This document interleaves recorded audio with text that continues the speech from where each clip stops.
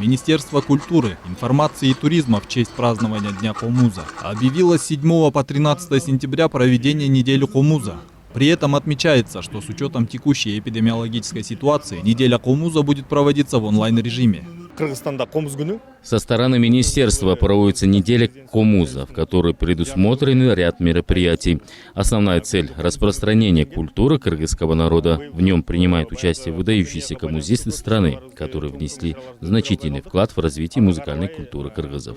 Также каждый, умеющий играть на комузе, может записать видео с игрой и поделиться в социальных сетях. Он также будет считаться участником мероприятия.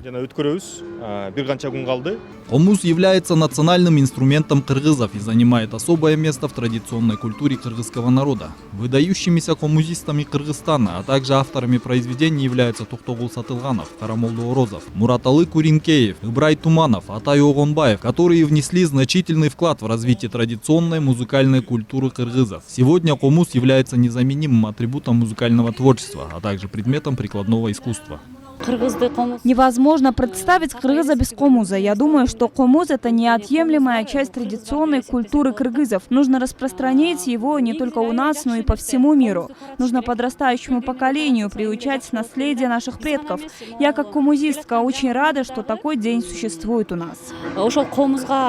Также запланированы выступления как призванных мастеров народной артистки СССР Самары Токтакуновой, Намазбека Уралиева, Анари Сингуловой, Рахата Кочурбаева, Закирбека Дюшембекулу, ансамбля Акак Комуз, так и начинающих музыкантов. Состоится флешмоб, посвященный 120-летию композитора Атая Огунбаева. Прозвучит его мелодия «Маш Ботой», которую на церемонии открытия вторых всемирных игр кочевников исполнило 1000 коммузистов. Мероприятие будет транслироваться в прямом эфире на канале «Культура, история, язык» и на странице министерства в социальной сети. Этот праздник в прошлом году отмечался на площади Алатто с участием 1000 коммузистов со всей республики. В связи со сложившейся ситуацией в стране, в этом году мы проводим в онлайн-режиме. Хотелось бы отметить, что в организации нам помогает и ОТРК.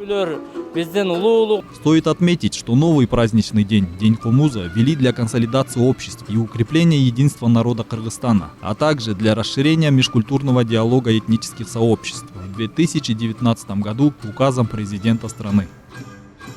Азамат Кинжешев, Алтынбек Саакиев, Нью ТВ.